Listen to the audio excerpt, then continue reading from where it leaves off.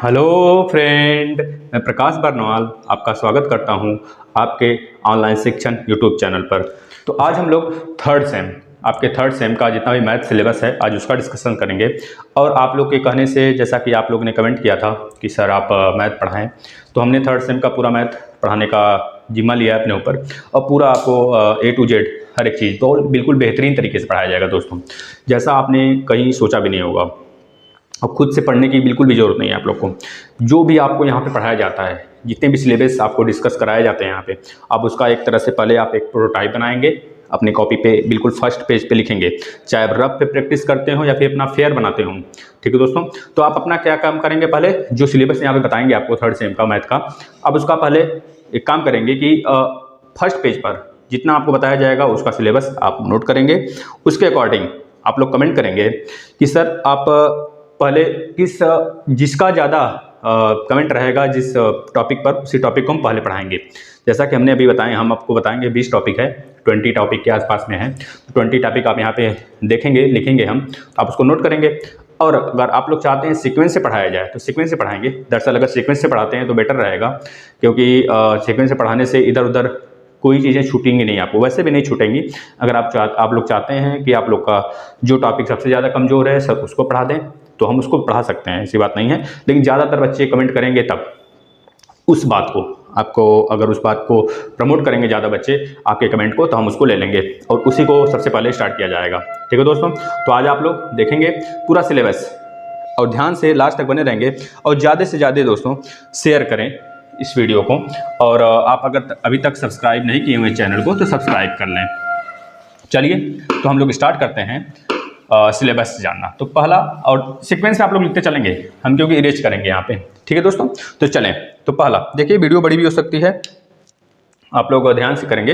देखिए, पहला आपको जो पढ़ना है दोस्तों, पहला टॉपिक जो आपको पढ़ना है, अनुपात, समानुपात, अनुलोम, प्रतिलोम और समानुपात का अर्थ क्या होता है, ये सारी चीजें पढ़नी। यानी कि क्या हम बोले हैं, पहला टॉपिक अनुपात,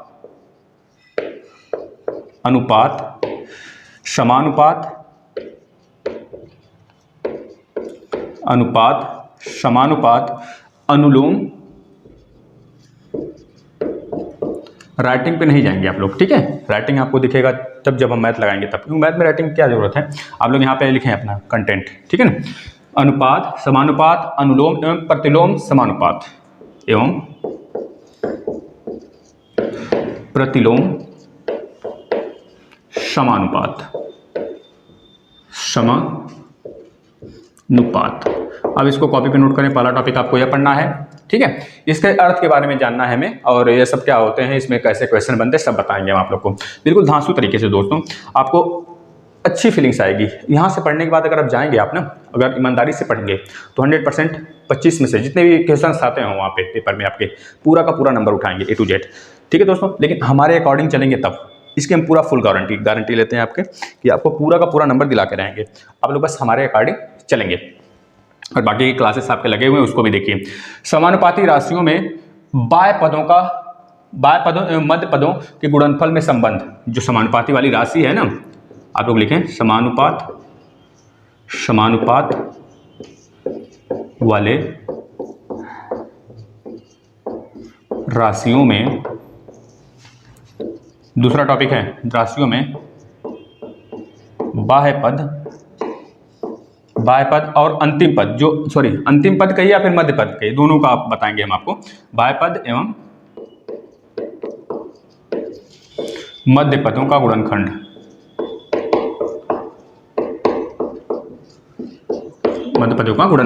इसमें दोस्तों आपको बताएंगे जो आपका बाह्य पद है और मध्य पद है, इसी को समानुपात के नियम से बोलते हैं। जैसे कि मध्यानुपात, तृतीयानुपात, चतुर्थानुपात, इसी को बोलते हैं। इसके बारे में हम अच्छे से डिस्कस करेंगे, बताएंगे आपको। कोई भी टॉपिक आपका, कोई भी एक क्वेश्चन भी ऐसा नहीं छूटने देंगे हम कि आपको ऐसा लगे कि सर ने बहुत काफ़ी, मतलब कि सर ने कुछ छोड़ा हुआ है, ऐसा बिल्कुल फील नहीं होने देंगे आपको हम। चलिए, तीसरा लिखें। बस एक बार आप लोग हचक के शेयर करिए दोस्तों, हचक के एक बार दबा के शेयर कर दीजिए, जिससे कि और सारे बच्चे जुड़ सकें आपके माध्यम से और उसका लाभ उठा सकें दोस्तों वीडियो का। अब देखिए, तीसरा जो पढ़ेंगे, घातांकों की अवधारणा पढ़ेंगे। घातांकों की अवधारणा। इसको जानेंगे, इसके बारे में जानेंगे, घातांक क्या होते हैं, घातांक के कितने नियम होते हैं, सब कुछ हम जानेंगे। चौथा जो हम पढ़ेंगे दोस्तों, चौथा हम लोग क्या पढ़ेंगे, पूर्णांक तथा परिमेय संख्याओं के घातांक के रूप में लिखना। जो पूर्णांक होते हैं उनको किस रूप में लिखने के लिए पढ़ेंगे हम लोग, किस रूप में लिखा जाएगा, परिमेय संख्याओं के घातांक के रूप में लिखने का नियम पढ़ेंगे। तो लिख लें आप पूर्णांक तथा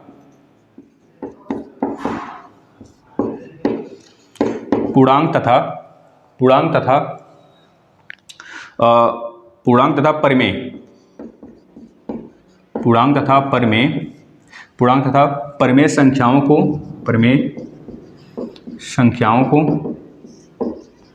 घातांक के रूप में लिखना, ठीक है दोस्तों, इसको पढ़ेंगे।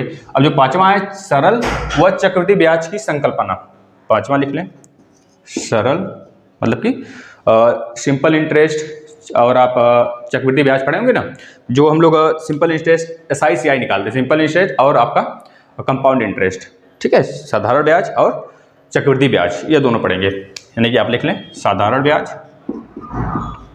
साधारण और चक्रवृद्धि ब्याज की संकल्पना।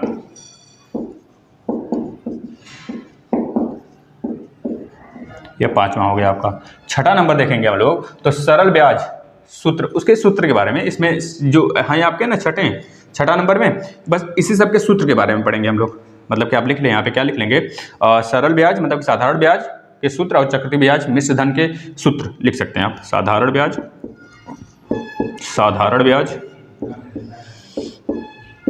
चक्रवृद्धि ब्याज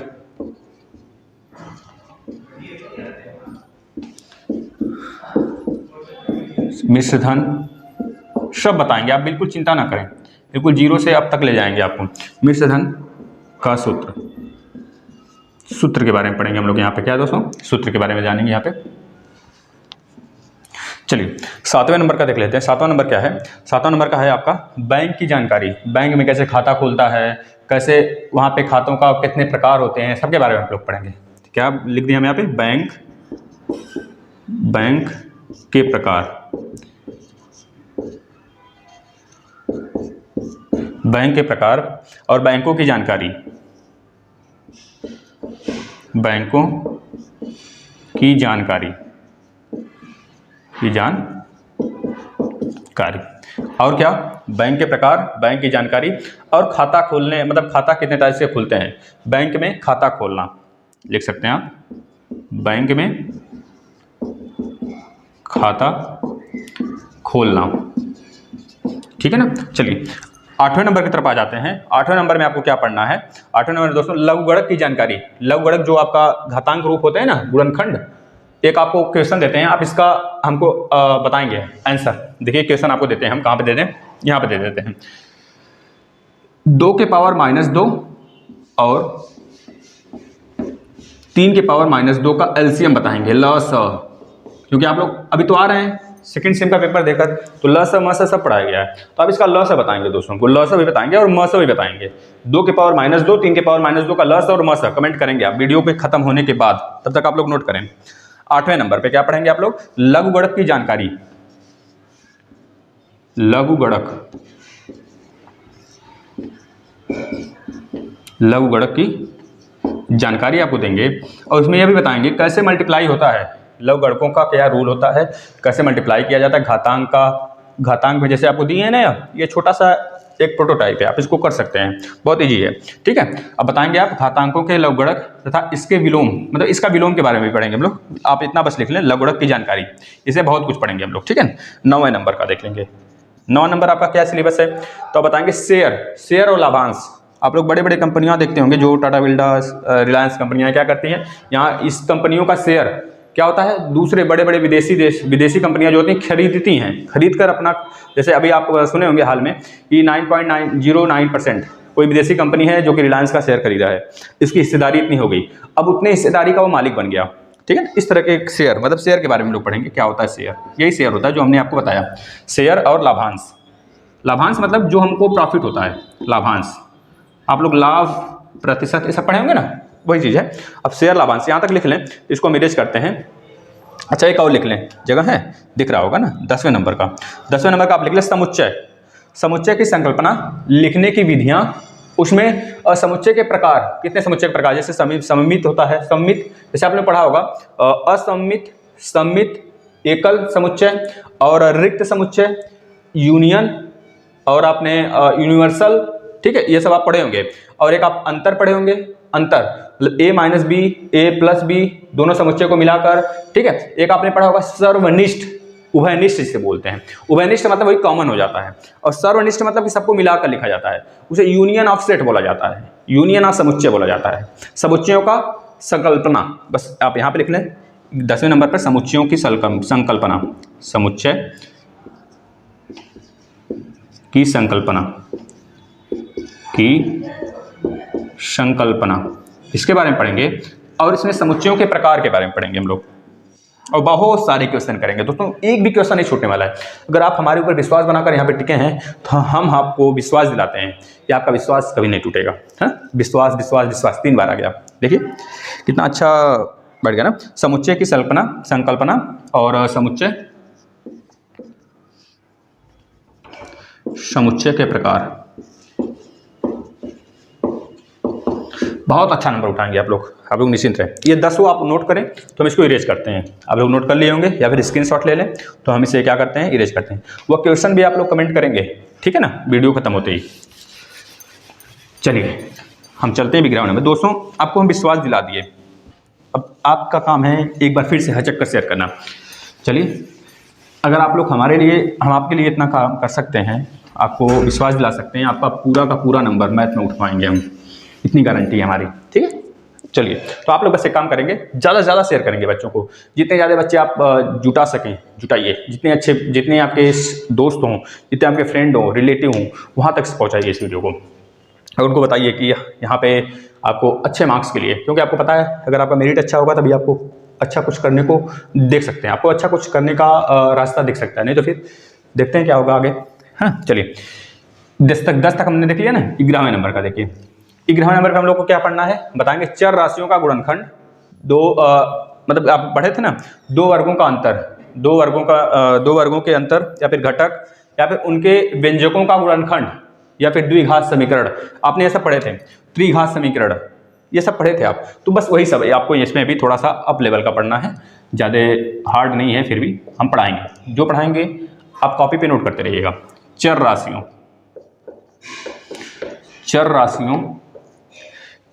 का गुणनखंड,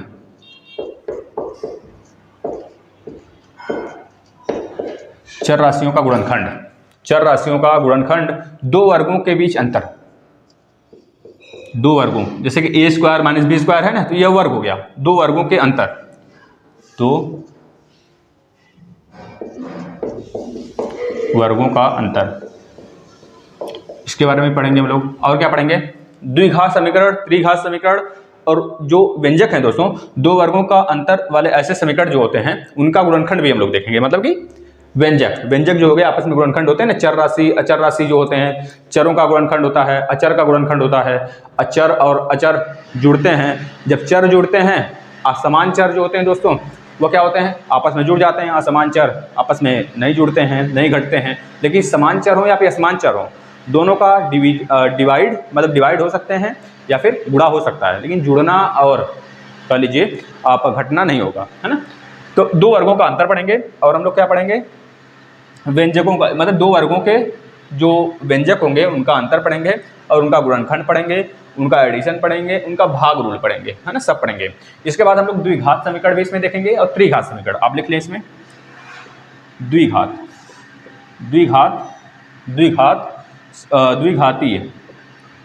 द्विघातीय और त्रिपदीय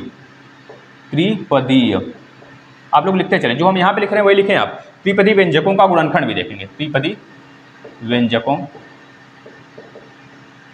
का गुणनखंड भी देखेंगे हम यहाँ पे, ठीक है ना। इसके बाद 12वें नंबर में हम लोग क्या देखेंगे, 12वें नंबर में हम लोग को क्या पढ़ना है, बीजगणितीय व्यंजकों में एकपदी तथा द्विपदी व्यंजकों का भाग। बीजगणितीय, यह भी बीजगणितीय ही होगा दोस्तों, आप चर राशि के ये भी बीजगणित के अंतर्गत ही आ जाता है। तो आप लोग यहाँ पे एक अलग से लिख लें, बीजगणितीय, बीजगणितीय, बीजगणितीय, ठीक है दोस्तों, बीजगणितीय होगा ना, गणितीय व्यंजकों, बीजगणितीय। अगर आप लोग को थोड़ा सा भी दिखने में या फिर सुनने में तो नहीं, दिखने में अगर प्रॉब्लम्स हो रही है, हमारी बात को ध्यान से सुने, उसे कॉपी पे लिखते चलें। अभी तो ऐसा कुछ नहीं है कि आपको वर्ड बड़ा दिखे छोटा दिखे, अब जब पढ़ाएंगे तो बड़े बड़े लिखेंगे। आप लोग बिल्कुल बिंदास तरीके से देखिएगा। बीजगणितीय व्यंजकों में एक पदी तथा द्विपदी व्यंजकों का भाग, व्यंजकों में एक पदी तथा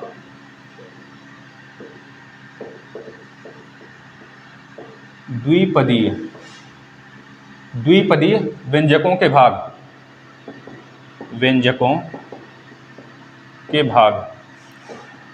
13वें नंबर का देख लेते हैं फटाक से। 13वें नंबर में क्या आपको करना है, अवर्गीकृत आंकड़ों के माध्य आप पढ़े होंगे, मीन मीडियम इसे पढ़े होंगे ना, माध्य कहिए या फिर माध्यम कहिए, यानी कि क्या पढ़ेंगे,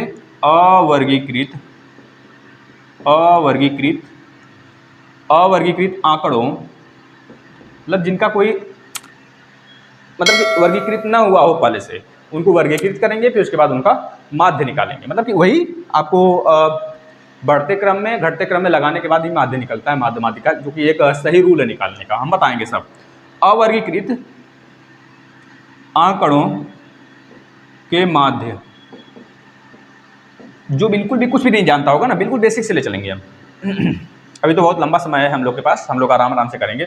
हमको आयतन एवं धारिता की संकल्पना के बारे में पढ़ना है। यहाँ पे लिख लें, आयतन और धारिता की संकल्पना।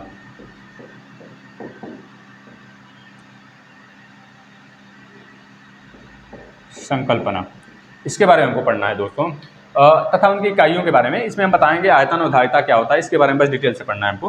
15 नंबर आप लिखेंगे कॉपी पे अपने कि घनाभ का आयतन और उसका पृष्ठ क्षेत्रफल,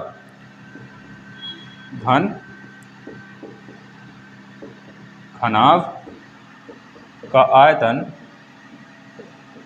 और उसके पृष्ठ का क्षेत्रफल, या फिर संपूर्ण पृष्ठ क्षेत्रफल का लीजिए, और संपूर्ण पृष्ठ, बिल्कुल डेरिवेशन के माध्यम से पढ़ेंगे दोस्तों। आप लोग बिल्कुल निश्चिंत रहें, धुआं मचा देंगे, धुआं उड़ा देंगे बिल्कुल, ठीक है ना, ऐसा पढ़ेंगे। 16 मतलब वृत्तखंड और त्रिज्यखंड। 16 नंबर में क्या पढ़ेंगे हम लोग, वृत्तखंड का मतलब क्या होता है, कोई वृत्त हो उसमें से एक आर्क कैसे काट लें, यही हो गया आपका वृत्तखंड। ये जो है ना, ये भाग, यही वृत्तखंड हो जाता है, ठीक है। अब ये वृत्तखंड है, अब ये देख रहे हैं ये चीज, ये त्रिज्यखंड के अंतर्गत आ गया, ये वाला त्रिज्यखंड, ये क्योंकि त्रिज्या इसका ना, इसे त्रिज्यखंड बोलते हैं। तो आप लोग पढ़े होंगे आप एक फार्मूला इसके लिए, त्रिज्यखंड। चलिए नेक्स्ट देख लेते हैं 17 नंबर का। 17 नंबर में क्या पढ़ेंगे हम लोग, वृत्त के चाप मतलब आर्क द्वारा वृत्त के केंद्र पर बनाए गए कोण, परिधि पर बनाए गए कोण, परिधि के बारे में, और दोनों के बीच में एक संबंध पढ़ेंगे, ठीक है दोस्तों, ध्यान से। मतलब इसमें हम लिख देते हैं वृत्त के चाप मतलब आर्क, वृत्त के चाप द्वारा वृत्त के केंद्र पर, वृत्त के चाप द्वारा वृत्त के केंद्र तथा परिधि पर बने कोणों का संबोध मतलब कि संबंध कर लीजिए या फिर संबोधन कर लीजिए। वृत्त के चाप तथा वृत्त के चाप द्वारा केंद्र तथा परिधि समझ रहे हैं आप लोग ना, परिधि मतलब यही चीज, ये वाला परिधि हो गया, हम बताएंगे सब उसमें। वृत्त के चाप द्वारा केंद्र तथा परिधि पर कैसे कोण बनते हैं, बस आप ये लिख लें, इतना लिख लें हम, इसमें और आगे लिख लें, वृत्त के चाप द्वारा केंद्र तथा परिधि पर कैसे कोण बनते हैं और उनकी पारस्परिक संबंध क्या है दोनों में, मतलब परिधि और चाप में क्या संबंध है, हम बताएंगे सब कुछ। जैसे आपने पढ़ा होगा ना 2 पाई आर, यही तो होता है वृत्त की परिधि, वृत्त की सरकमफ्रेंस, वृत्त का सरकमफ्रेंस होता है। तो जो ये आर हो गया है, त्रिज्या हो गया, ये 2 पाई है दोस्तों ना, ये 2 पाई, ये जो 2 पाई है ना, ये 2 पाई दोस्तों यही आ जाता है, ये पूरा 360 डिग्री एंगल बनाता है, यही 2 पाई आ गया। आर मतलब त्रिज्या हो गया, एक त्रिज्या, एक केंद्र को मान लिए हम लोग। अब इस केंद्र से यहाँ से जैसे खूंटा होता है, गाय का खूंटा ना, गाय खूंटा बीच में बांध दिए और गाय को रस्सी से घुमा दिए चारों तरफ, घूमो भैया तुम। अब जहां तक वो घूमेगी, जहां तक वो चारा चरेगी घूम के, वो पूरा एक परिधि का निर्माण करेगी, एक परिधि बना देगी, ठीक है ना। बस वही चीज हो गया परिधि, मतलब कि एक चारों तरफ का एरिया सरकमफ्रेंस वाला, मतलब सर्कुलर एरिया, सर्कुलर एरिया नहीं दोस्तों, सर्कुलर चारों तरफ का, जैसे बाड़ा, जैसे आपका घर है मान लीजिए, घर के चारों तरफ हम एक बाड़ा बना दें सर्कुलर, मतलब कि गोलेकार में, गोलाकार में, तो ये हो जाता है उसका सरकमफ्रेंस, मतलब कि परिधि हो जाता है।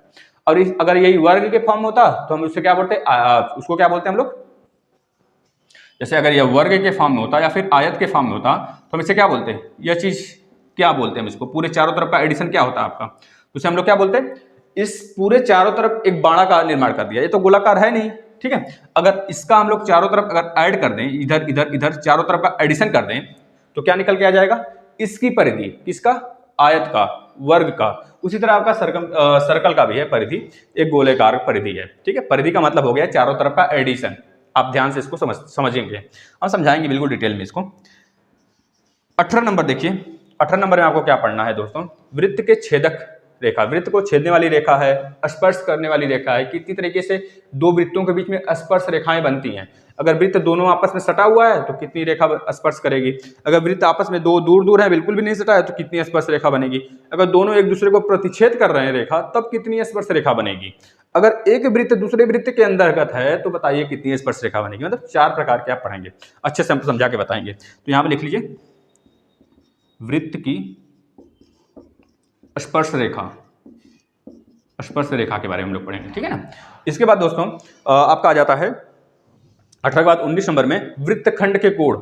वृत्तखंड के कोण मतलब कि समझ गए, जैसे कि हम बोल दिए आपको, ये सर्कल हो गया, ये सर्कल हो गया, इस सर्कल में ये जो बन रहा है एंगल वो 60 डिग्री का बन रहा है। ये 60 डिग्री का जो एंगल बन रहा है दोस्तों, अब इसका आपको बोलेगा परिधि बताइए, अब इसी का बोलेगा आपको क्या बनाने के लिए, एरिया बताने के लिए। तो जो यह वृत्तखंड है दोस्तों, यह वृत्तखंड है, यही एक एंगल का निर्माण कर रहा है, एक एंगल बना रहा है। जो एंगल बना रहा है उसे बोले हम क्या, वृत्तखंड के कोण। वृत्तखंड के कोण, यह एक वृत्त का कटा हुआ भाग है, इसका कोण क्या है, 60 डिग्री। तो ऐसे हम लोग बहुत बहुत पढ़ेंगे, 30 डिग्री पढ़ेंगे, 45 डिग्री पढ़ेंगे, उसका हम लोग परिधि निकालेंगे, उसका एरिया निकालेंगे, सब निकालेंगे, उसका ध्यान से आप लोग पढ़ते रहिए बस। वृत्तखंड के कोण, वृत्तखंड के कोण, ठीक है ना। चलिए इसके बाद नेक्स्ट 20 एंड लास्ट, ठीक है। इसमें क्या पढ़ेंगे, वृत्त पर दिए गए बिंदु से स्पर्श रेखा खींचना, बस वही चीज है। जैसे वृत्त की स्पर्श रेखा कितने प्रकार की होती है हम इसमें पढ़ेंगे, उसकी संकल्पना के बारे में जानेंगे, और इसमें वृत्त पर दिए गए जो स्पर्श रेखाएं होंगी उसको खींचना, उसको मिलाना, है ना, इसके बारे में पढ़ेंगे। वृत्त पर दिए गए स्पर्श रेखा खींचना, स्पर्श रेखा खींचना। तो ये रहे आपके 20 मोस्ट इंपॉर्टेंट आपके एग्जाम के लिए, 3rd सेम के लिए ये सिलेबस है। अगर इसके बारे में आप लोग, ठीक, इसका एक स्क्रीनशॉट ले लें आप लोग, ठीक, स्क्रीनशॉट ले लिए। चलिए तो बस इतना रहा। तो अब आपको क्या करना है, बिल्कुल कमर कस लेना है और अच्छे से प्रिपरेशन करना है दोस्तों, कि फुल का फुल मार्क्स उठ सके। और आपको विश्वास दिलाते हैं, अब ये बहकाने वाली बात नहीं है यहाँ पे कि स्टार्ट तो कर दिए ख़त्म नहीं करेंगे, हम स्टार्ट किए हैं तो ख़त्म भी करने का प्रॉमिस करते हैं आपसे, और आपके साथ तब तक रहेंगे, पहले दिन से लेकर आज से लेकर तब तक रहेंगे जब तक आपका एग्जाम नहीं हो जाता है, ठीक है। ये आप बिल्कुल भी विश्वास बनाए रखें हमारे पे।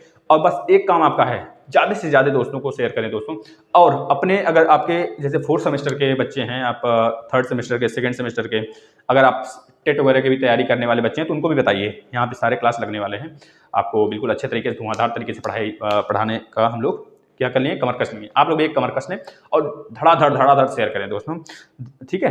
ऐसे शेयर करें जैसे लग जाए कि हाँ ऑनलाइन शिक्षण के बच्चे हैं आप लोग, ठीक है ना। तो चलें, धन्यवाद, मिलते हैं किसी नेक्स्ट क्लास में। नेक्स्ट क्लास क्या, आप तो मिलेंगे ही बार बार, अनुपात और समानुपात, मतलब कि पहले टॉपिक के साथ, है ना।